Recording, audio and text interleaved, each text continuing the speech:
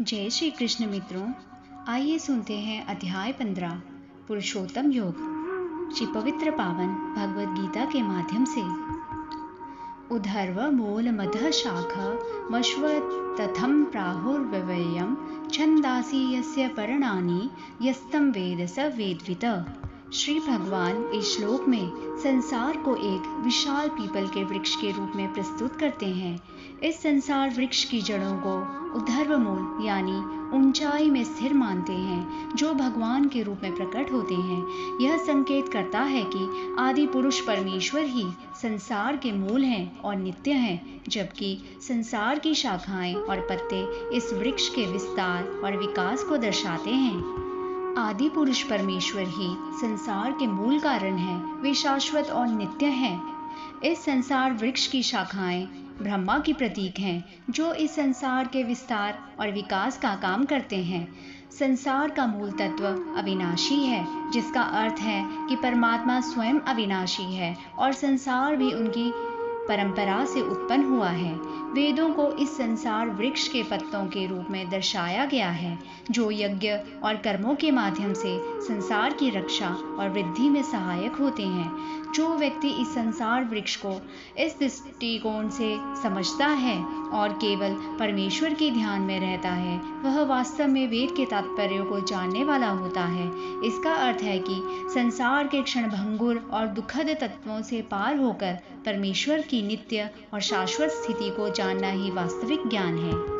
अधश्च चोधर्वं प्रसृता सतस्य शाखा गुण प्रवृद्धः विषय प्रवालः अधश्च मूलान्यनुसन्ततानि कर्मानुबन्धीनि मनुष्यलोके। इस श्लोक में संसार को एक विशाल वृक्ष के रूप में चित्रित किया गया है, जिसकी शाखाएं 3 गुणों सत्व, रजस और तमस से उत्पन्न होती हैं और ये विषय भोग के कोपलों के रूप में व्यक्त होती हैं। इन शाखाओं में शब्द, स्पर्श, रूप, रस और गंध जैसे विषय हैं, जो इंद्रियों के अनुभव की वस्तुएं हैं। वृक्ष की शाखाएं देवता, मनुष्य, पशु योनियों का प्रतीक हैं, जो इस ब्रह्मांड में विभिन्न जीवन रूपों और अवस्थाओं को दर्शाते हैं। यह वृक्ष ऊपर से नीचे तक फैलता है और मनुष्य योनि में कर्मों के अनुसार मनुष्य को जकड़े हुए हैं। मुख्य रूप से इस वृक्ष की जड़ें अहंता, ममता, वासना रूप में बताई गई हैं। ये जड़ें मनुष्य योनि में कर्मों के अनुसार बंधन की स्थिति को जन्म देती है। अन्य योनियों में जीवन केवल पूर्वकृत कर्मों के फल भोगने तक सीमित होता है, लेकिन मनुष्य योनि में नए कर्म करने का भी अधिकार होता है, जिससे वे इस वृक्ष के बंधनों से मुक्त हो सकते हैं। इस प्रकार यह श्लोक संसार की स्थिति और मनुष्य के कर्मों के बंधनों को स्पष्ट करने का प्रयास करता है और हमें यह समझने में मदद करता है कि कैसे हम बंधनों से छुटकारा पा सकते हैं। न रूपमस्येह तथोपलभ्यते नान्तो न चार्दिं च समप्रतिष्ठा अश्वत्थमीनं सुविरूढमूलमसङ्गशस्त्रेण दृढ़ेन छित्त्वा। इस श्लोक में श्री कृष्ण ने संसार वृक्ष का रूप और उसकी पहचान को स्पष्ट किया है। यहाँ बताया गया है कि इस संसार वृक्ष का वास्तविक रूप जैसा शास्त्रों में वर्णित है, वैसा साधारण दृष्टि से नहीं पाया जाता। संसार वृक्ष अर्थात पीपल के वृक्ष के रूप में प्रतीकात्मक रूप से प्रस्तुत किया गया है का स्वरूप यह शास्त्रों में ही वर्णित है और प्रत्यक्ष अनुभव में नहीं आता। इसका कारण यह है कि इस संसार वृक्ष का न तो कोई निश्चित आदि है, न कोई निश्चित अंत है और न ही इसकी स्थिति स्थिर है। इसका तात्पर्य है कि संसार का अस्तित्व अज्ञात काल से चलता आ रहा है और इसका अंत भी अनिश्चित है। साथ ही इसकी स्थिरता भी अस्थिर है, यानी यह नाशवान और क्षणिक है। इसलिए इस संसार वृक्ष को, जिसकी जड़ें अहंकार, ममता, वासनाओं के रूप में गहराई में फैली हुई है, दृढ़ वैराग्य के शास्त्र द्वारा काटने का निर्देश दिया गया है। अर्थात अपने भीतर के अहंकार, ममता और वासना के जड़ों को समाप्त करना, जो कि इस संसार के अस्थिरता और नाशवान प्रकृति को समझकर किया जा सकता है। ततः पदं तत्परिमार्गितव्यं यस्मिन् गता न निर्वन्ति भूयः त्वमेव चाद्यं पुरुषं प्रपद्ये यतः प्रवृत्तिः प्रसिता पुराणी।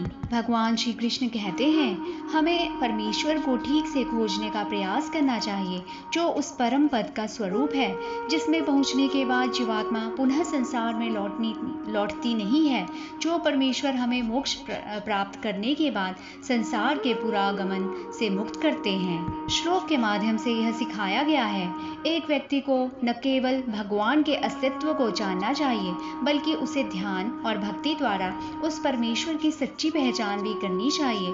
यह ध्यान और ध्यानानंद एक दृढ़ निश्चय के साथ होना चाहिए, जिसमें भगवान नारायण के प्रति पूर्ण विश्वास और समर्पण शामिल हो। इस प्रकार श्लोक प्रेरित करता है, हमें अपने जीवन में आदि पुरुष नारायण की खोज करनी चाहिए, उनके चरणों में शरण लेनी चाहिए और मोक्ष की प्राप्ति के लिए गंभीर प्रयास करना चाहिए। निर्माण मोहाजित संग दोषा अध्यात्म नित्या विनिवृत्त कामः द्वंद्वैर मुक्तः सुख दुख संज्ञैर गच्छन्त्य मूढ़ः पदम भव्यम तत्। जिनका मान और मोह नष्ट हो गया है, जिन्होंने आसक्ति रूप दोष को जीत लिया है, जिनकी परमात्मा के स्वरूप में नित्य स्थिति है और जिनकी कामनाएं पूर्ण रूप से नष्ट हो गई है, वे सुख दुख नामक द्वंद्वों से विमुक्त ज्ञानी जन उस अविनाशी परम पद को प्राप्त होते हैं। भगवान अर्जुन से कहते हैं, श्लोक का सार यह है कि एक व्यक्ति जो आध्यात्मिक ज्ञान प्राप्त कर चुका है और जिसने अपने भीतर के बंधनों और इच्छाओं को समाप्त कर लिया है, वह परम शांति और अविनाशी परम पद को प्राप्त कर लेता है। यह अवस्था दिव्य शांति और स्थिरता की होती है, जहाँ व्यक्ति समस्त द्वंद्वों से मुक्त हो जाता है और सच्चे ज्ञान का अनुभव करता है। न तत् भास्यते सूर्यो न शशांको न पावकः यत् गत्वा न निवर्तन्ते तद्धाम परमं मम। जिस परम पद को प्राप्त होकर मनुष्य लौटकर संसार में नहीं आते, उस स्वयं प्रकाश परम पद को न सूर्य प्रकाशित कर सकता है, न चंद्रमा और न अग्नि ही। वही मेरा परम धाम है। भगवान कहते हैं, वो परम धाम जो न केवल अति दिव्य और अत्यंत दिव्य है, बल्कि जो संसार की आपत्तियों और सुख दुखों से परे है। यह परम धाम उस स्थिति की ओर संकेत करता है, जहाँ पहुंचकर व्यक्ति इस संसार के पूर्व जन्म और कर्म फल के चक्र से मुक्त हो जाता है। इस धाम की विशेषता यह है कि यह न तो सूर्य, चंद्रमा या अग्नि के प्रकाश से प्रकाशित होता है, क्योंकि ये सब पदार्थिक अर्थात भौतिक हैं और केवल सीमित परिधि में काम करते हैं। ये परम धाम उनके प्रकाश और प्रभाव से परे है, इसलिए यह परम धाम एक अनंत और निराकार स्थिति है, जो पूरी तरह से दिव्य और अद्वितीय है। ममेवांशो जीवलोके जीवभूतः सनातनः मनः पष्ठानीन्द्रियाणि प्रकृतिस्थानि कर्षति। भगवान कहते हैं, इस देह में यह जीवात्मा मेरा ही सनातन अंश है और वही इन प्रकृति में स्थित मन और पांचों इंद्रियों को आकर्षित करता है। जैसे कि एक ही आकाश को विभिन्न घटों में विभाजित किया गया है, लेकिन आकाश स्वयं एक ही होता है, वैसे ही जीवात्मा भी मेरा एक अंश है, जबकि शरीर और मन माध्यम से यह विभिन्न रूपों में प्रकट होता है। जीवात्मा अपनी प्रकृति के अनुसार मन और पांचों इंद्रियों को आकर्षित करता है और उनके माध्यम से कार्य करता है। श्लोक में भगवान श्री कृष्ण स्पष्ट कर रहे हैं कि जीवात्मा जो कि हमारे शरीर में निवास करता है, वह भगवान का एक ही अविभाज्य हिस्सा है। जीवात्मा शाश्वत और अनंत है और इसे शरीर में स्थित मन और इंद्रियां द्वारा संचालित किया जाता है। मन और इंद्रियां जो भी कार्य करती हैं, जीवात्मा उन्हीं के माध्यम से अनुभव करता है। श्लोक के माध्यम से भगवान समझाना चाहते हैं कि जीवात्मा और परमात्मा के बीच एक गहरा संबंध है। जीवात्मा जो कि एक दिव्य अंश है, मन और इंद्रियों के माध्यम से इस भौतिक संसार के साथ जुड़ा रहता है। यह संसार में आकर्षण और विघटन का कारण बनता है, जो कि इस शरीर के माध्यम से अनुभव किया जाता है। शरीरम यद्वापनोति यच्चाप्युत क्रामतीश्वरः गृहीत्वैतानि संयाति वायुर्गंधा निवासयात्। वायु गंध के स्थान से गंध को जैसे ग्रहण करके ले जाता है, वैसे ही देही का स्वामी जीवात्मा भी जिस शरीर का त्याग करता है, उससे इन मन सहित इंद्रियों को ग्रहण करके फिर जिस शरीर को प्राप्त होता है उसमें जाता है। अर्थात जैसे वायु गंध को ग्रहण करके उसे एक स्थान से दूसरे स्थान पर ले जाती है, वैसे ही आत्मा भी शरीर को छोड़ने पर उन मन और इंद्रियों को अपने साथ ले जाती है। जब आत्मा एक शरीर से दूसरे शरीर में जाती है तो वह उस नए शरीर में पुनः प्रवेश करती है। यह प्रक्रिया पूर्व जन्म की ओर इशारा करती है, जहां आत्मा पुरानी देह को छोड़कर नई देह में प्रवेश करती है। यह श्लोक हमें सिखाता है जीवन की अस्थिरता और मृत्यु के बाद आत्मा का स्थानांतरण एक निरंतर प्रक्रिया है और यह हमें जन्म और मृत्यु के रहस्यों को समझने में मदद करता है। श्रोत्रम चक्षुः स्पर्शनम च रसनं घ्राणमेव च अधिष्ठाय मनश्चायहं विषयानुपसेवते। भगवान कहते हैं 3 इंद्रियां श्रोत्रम चक्षुः स्पर्शनम, जिनके माध्यम से हम सुनते हैं, देखते हैं और छूते हैं, ये हमारे अनुभवों के प्रारंभिक स्रोत हैं। तथा रसना इंद्री स्वाद की अनुभूति है और घ्राण से तात्पर्य है सुगंध की पहचान। ये इंद्रियां भोजन और सुगंध का अनुभव करने में सहायक होती है। जीवात्मा इन सभी इंद्रियों की सहायता से ही अपने मन और शरीर के माध्यम से विभिन्न विषयों का अनुभव करता है। श्लोक हमें समझाता है हमारे इंद्रियां और मन किस प्रकार बाहरी संसार से प्राप्त अनुभवों का स्वाद चखते हैं। ये सभी इंद्रियां और मन मिलकर हमारे अनुभव को संपूर्णता प्रदान करते हैं और हम इनका उपयोग करके विभिन्न विषयों का सेवन करते हैं। अर्थात हमारे अनुभवों की समग्रता इंद्रियों और मन की क्रियाओं पर निर्भर करती है। उत्क्रामन्तं स्थितं वापि भुजानं वा गुणान्वितं विमूढानानुपश्यन्ति पश्यन्ति ज्ञानचक्षुषः। भगवान कहते हैं बहुत से लोग जो अज्ञानता में डूबे हुए हैं, वे शरीर को छोड़ते हुए व्यक्ति, शरीर में स्थित व्यक्ति या फिर भोग का आनंद लेते हुए व्यक्ति को सही से नहीं समझ पाते। ये लोग केवल बाहरी रूप पर ध्यान देते हैं और तत्व को नहीं देख पाते। केवल वे व्यक्ति जिनके पास ज्ञान की दृष्टि है, जो तत्व को जानते हैं और समझने की क्षमता रखते हैं, वे ही इन 3 गुणों और उनके प्रभाव को सही रूप में देख सकते हैं, अर्थात सत्व, रजस और तमस। ज्ञानी लोग आत्मा की अमरता और इसकी वास्तविकता स्थिति को पहचानते हैं, जबकि सामान्य लोग केवल शरीर और उसकी गतिविधियों पर ही ध्यान केंद्रित करते हैं।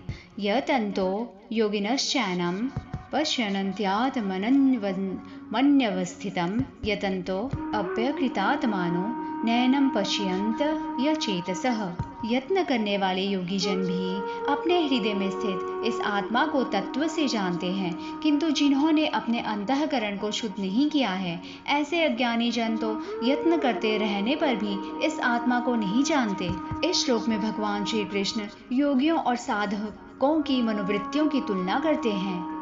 जो लोग योग और साधना में लगे हुए हैं, वे आत्मा को तत्व से देखते हैं और उसे अपने हृदय में स्थित मानते हैं। वे आत्मा के शुद्ध स्वरूप को पहचानते हैं, क्योंकि उन्होंने अपनी साधना के माध्यम से अपने अंतरात्मा को साफ किया है और वास्तविकता को जानने की क्षमता प्राप्त की है। उनके लिए आत्मा का दर्शन सहज और स्पष्ट होता है। इसके विपरीत वे लोग जो साधना में प्रयासरत हैं, लेकिन जिन्होंने अपने अंतःकरण को शुद्ध नहीं किया है, वे आत्मा को नहीं देख पाते। उनका ज्ञान अधूरा और अशुद्ध होता है, इसलिए वे आत्मा के असली स्वरूप को नहीं पहचान पाते। ऐसे लोग केवल बाहरी प्रयास करते हैं, परंतु उनकी आंतरिक स्थिति सही नहीं होती, इसलिए वे आत्मा के दर्शन में असमर्थ रहते हैं। यदादित्य गतम तेजो जगद्भास्यते अखिलम् यच्चंद्रमसि यच्चाग्नौ ततेजो विद्धि मामकम्। इस श्लोक में भगवान श्री कृष्ण ने अपनी दिव्य शक्ति और तेज के बारे में बताया है। यहाँ 3 प्रकार के तेजों का उल्लेख किया गया है, सूर्य, चंद्र और अग्नि। इन तीनों प्रकार के तेजों का स्रोत भगवान श्री कृष्ण की परम शक्ति है। वे बताते हैं जो तेज सूर्य, चंद्रमा और अग्नि में दिखाई देता है, वह वास्तव में उनकी ही शक्ति है। इस प्रकार श्लोक के माध्यम से भगवान श्री कृष्ण अपने दिव्य तेज और परम सत्ता का परिचय देते हैं और यह संकेत देते हैं कि संपूर्ण सृष्टि में जो भी तेज और प्रकाश है, वह उनकी ही शक्ति का प्रतिरूप है। गामाविश्य च भूतानि धारयामयः मोजसा पुष्णामि चौषधिः सर्वः सोमो भूत्वा रसात्मकः। भगवान कहते हैं, और मैं ही पृथ्वी में प्रवेश करके अपनी शक्ति से सब भूतों को धारण करता हूँ और रस स्वरूप अर्थात अमृतमय चंद्रमा होकर संपूर्ण औषधियों को अर्थात वनस्पतियों को पुष्ट करता हूँ। यहाँ भगवान कहते हैं, वे पृथ्वी में प्रवेश करके सभी जीवों को अपनी शक्ति से धारण करते हैं। इसका अर्थ है कि भगवान पृथ्वी में व्याप्त होते हैं और वहाँ के प्रत्येक जीव और वस्तु को अपने दिव्य शक्ति से संजीवनी प्रदान करते हैं। भगवान कहते हैं, वे चंद्रमा के रूप में बनकर सभी वनस्पतियों को पुष्ट करते हैं।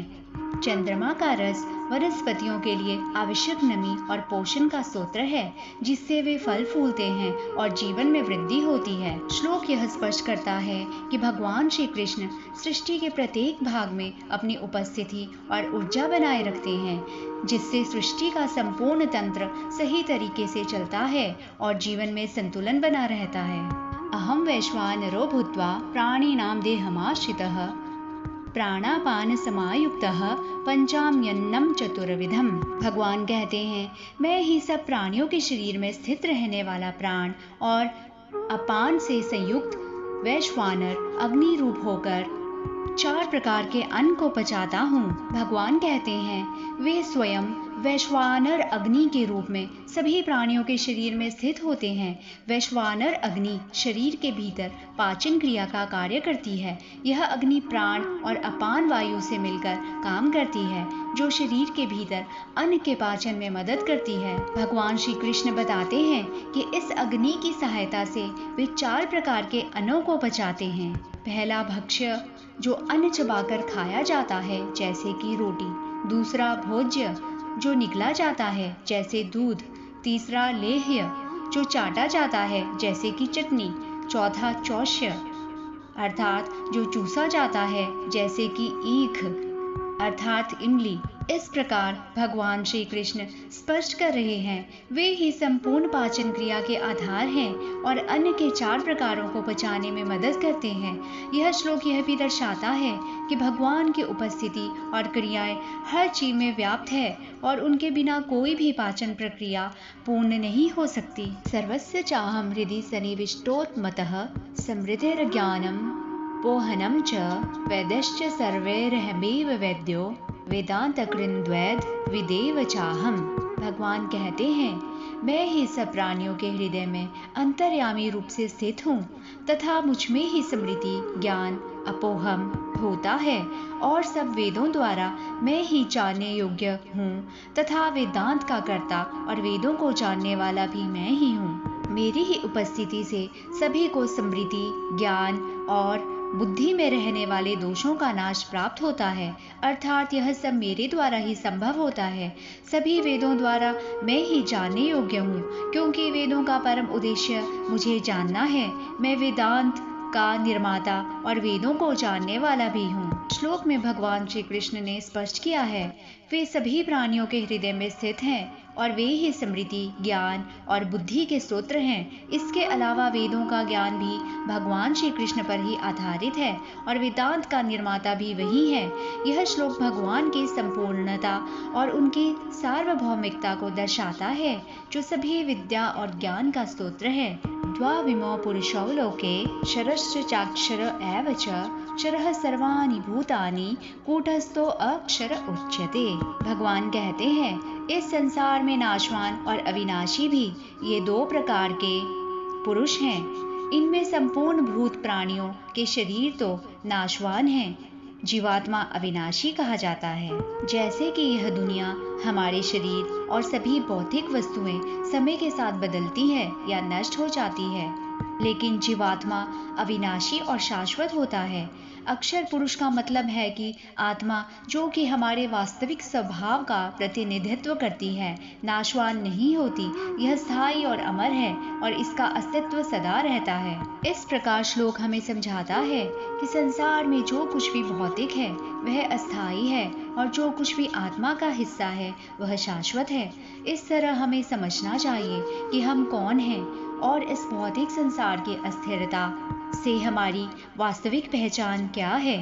उत्तमः पुरुषस्तवन्यः परमात्मेत युदाहृतः यो लोकत्र यमाविश्य बिभतर्य व्यय ईश्वरः। इस श्लोक में भगवान श्री कृष्ण ने उत्तम पुरुष की विशेषताओं का वर्णन किया है। यहाँ उत्तम पुरुष का अर्थ है सर्वोच्च परमात्मा, जो सृष्टि के सृजन, पालन और संहार से परे हैं। इसे परमात्मा भी कहा जाता है। श्लोक के अनुसार उत्तम पुरुष वह परमात्मा है जो तीनों लोकों, भूलोक, स्वर्गलोक और पाताल लोक में प्रवेश करके सबका पालन और पोषण करता है। यह परमात्मा अविनाशी है, जिसका कोई अंत नहीं है। श्री कृष्ण यहाँ स्पष्ट कर रहे हैं, उत्तम पुरुष केवल एक ही है जो सभी ब्रह्मांडों में व्याप्त है और सभी जीवों का पालन करता है। यह वह परमेश्वर है जो सृष्टि के सभी प्रपंचों से परे है और इसका अस्तित्व कभी समाप्त नहीं होता। यस्मात् अक्षरमतीतो अहम क्षरादपि चोत्तमः अतो अस्मि लोके वेदे च प्रथितः पुरुषोत्तमः। भगवान कहते हैं, क्योंकि मैं नाशवान जड़ वर्ग क्षेत्र से तो सर्वथा अतीत हूँ और अविनाशी जीवात्मा से भी उत्तम हूँ, इसलिए लोक में और वेद में भी पुरुषोत्तम नाम से प्रसिद्ध हूँ। भगवान श्री कृष्ण कह रहे हैं कि वे अक्षर से भी श्रेष्ठ हैं। इसका मतलब है कि वे न केवल अविनाशी आत्मा के भी परे हैं, बल्कि वे स्वयं परम धाम और परम सत्य हैं।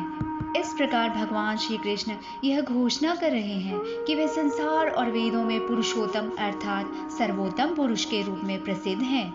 श्लोक के माध्यम से श्री कृष्ण यह स्पष्ट करते हैं कि वे न केवल भौतिक संसार की सीमाओं से परे हैं, बल्कि आत्मा और परमात्मा के भी पार हैं।